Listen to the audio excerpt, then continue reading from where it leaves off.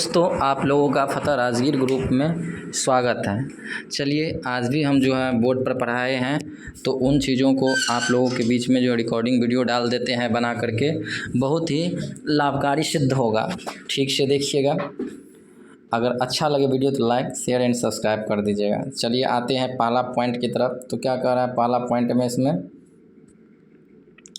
पहला पॉइंट की तरफ आते हैं तो देखते हैं।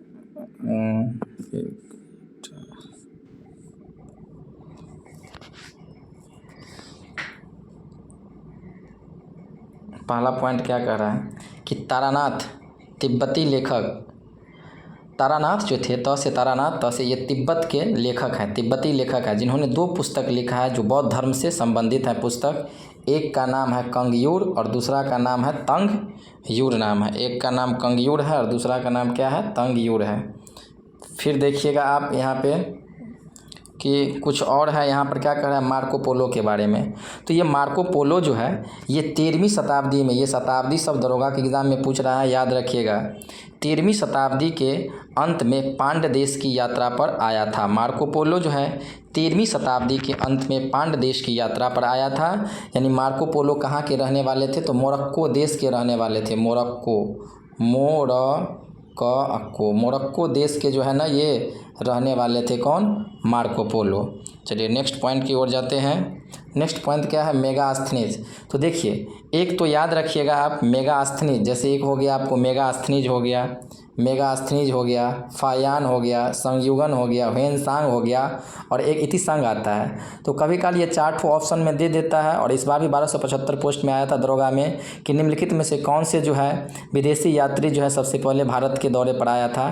तो सबसे पहले जिसमें देखिएगा मेगास्थनीज, जिसको याद कैसे करेंगे, मेल फीमेल, तो M for Megasthenes, F for female, female का मतलब F फॉर फायान, और फीमेल के लिए C का प्रयोग किया जाता है, SHE, C का प्रयोग किया जाता है। तो आप देखिएगा मेल M से मेगास्थनीज, F से फायान और S से संयुगन और H से ह्वेनसांग और E से इतिसंग हो जाएगा। तो देखते हैं अब पहला लेखक के बारे में। जैसे मेगास्थनीज कह रहा है, तो ये मेगास्थनीज जो थे ये जो है सेलुकस निकेटर का राजदूत था जो चंद्रगुप्त मौर्य के दरबार में रहता था, ये मेगास्थनीज। और जो है ये इंडिका नामक एक पुस्तक का रचना भी किया था। इंडिका नामक पुस्तक का रचना कौन किया था, तो मेगास्थनीज। कभी काल पूछेगा कि मेगास्थनीज जो है किसका राजदूत था, तो सेलुकस निकेटर का राजदूत था। मेगास्थनीज जो है किसके दरबार में रहते थे, चंद्रगुप्त मौर्य के दरबार में रहते थे ये राजदूत बन के। और पूछेगा पुस्तक का रचना कौन किया था इंडिका का, तो मेगास्थनीज। अब आते हैं फायान पे। ये फायान जो है ना चीनी यात्री थे, बौद्ध धर्म के मानते थे। फायान जब छोटे थे, बचपन अवस्था में थे, तो लगभग 4 वर्ष के उम्र में ही इन्होंने बौद्ध धर्म अपना लिया था। और ये बिहार में रहने लगे थे, क्योंकि इनको जो है तबीयत ये खराब रहता था, तो ये बिहार गए, बिहार में रहने लगे। बौद्ध धर्म के लोग जिस स्थल पर रहते हैं उसको बिहार कहा जाता है। फिर इसका जो है वहाँ पर रहने पर इसको पॉजिटिव सोच आया और इसका तबीयत और ठीक हो गया। ठीक है। और ये जो थे फायान जो है ये बौद्ध धर्म की शिक्षा ग्रहण करने के लिए जो है ये भारत की दौरा किए थे। तो ये फायान सबसे पहले चीनी यात्री था। एक पॉइंट में फायान किस राजा के समय में भारत का भ्रमण पर आए थे, तो ये चंद्रगुप्त द्वितीय के काल में यह भारत आया था। और जब फायान भारत आए तो उन्होंने 14 वर्ष तक भारत में रहा और बौद्ध धर्म की शिक्षा दीक्षा ग्रहण किया। फिर एक देख लेते हैं आपको संयुगन जो है ये 518 ईस्वी में भारत आता है। कितने ईस्वी में, 518 ईस्वी में ये भारत आता है।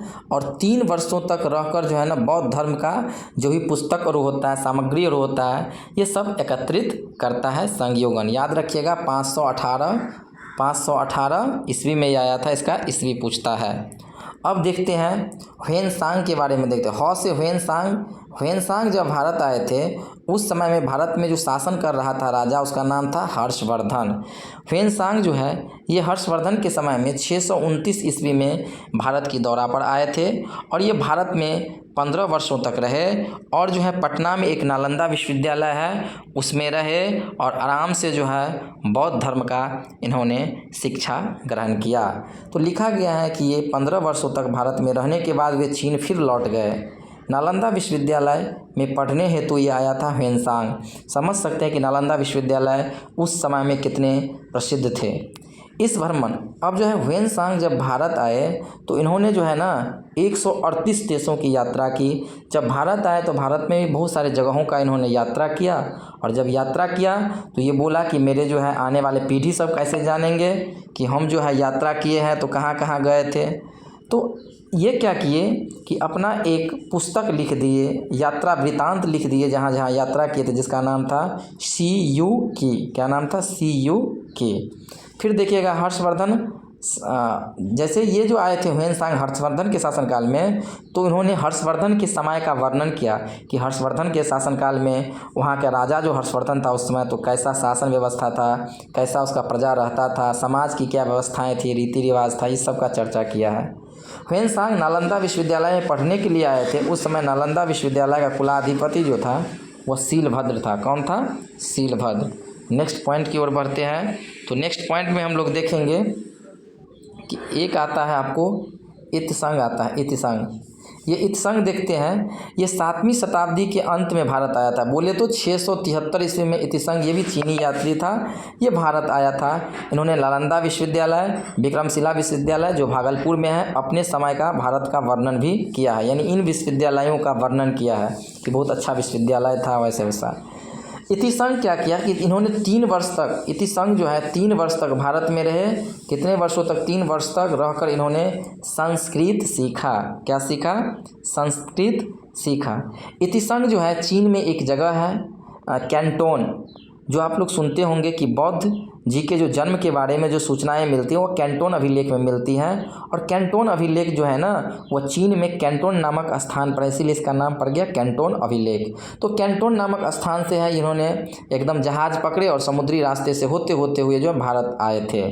फिर नेक्स्ट देखते हैं, ये कहीं ना कहीं जितना मैं नाम बता रहा हूँ चीनी यात्री का, ये सब कहीं ना कहीं एग्ज़ाम में आया है, दरोगा के एग्ज़ाम में, Bihar police, Bihar SSC, PPSC सब में।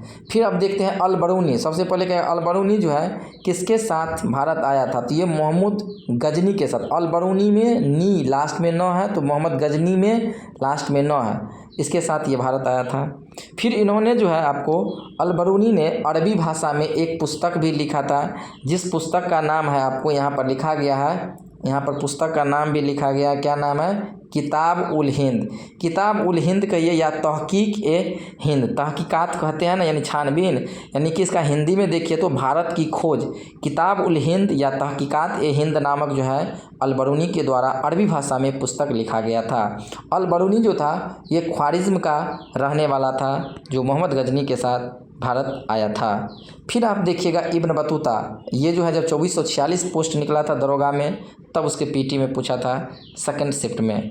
इब्न बतूता जो है 14वीं शताब्दी में, और ये भी जो है BPSC में थी, बिहार दरोगा में भी आया था कि इब्न बतूता जो है किस शताब्दी में जो है ना भारत आया था।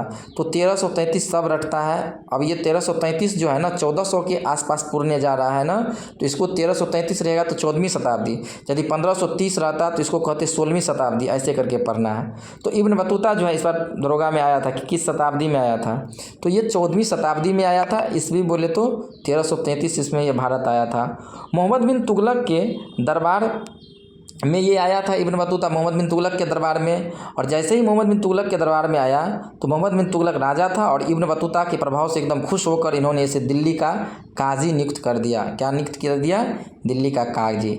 अब इब्न बतूता के द्वारा जो है एक पुस्तकें भी लिखी गई। इस पुस्तक का नाम जो है आपको नीचे में लिखा गया है कि रेहेला नामक इन्होंने जो है पुस्तक लिखा था।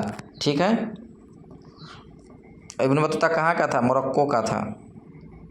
चलिए अब आते हैं इधर, क्या कह रहा है?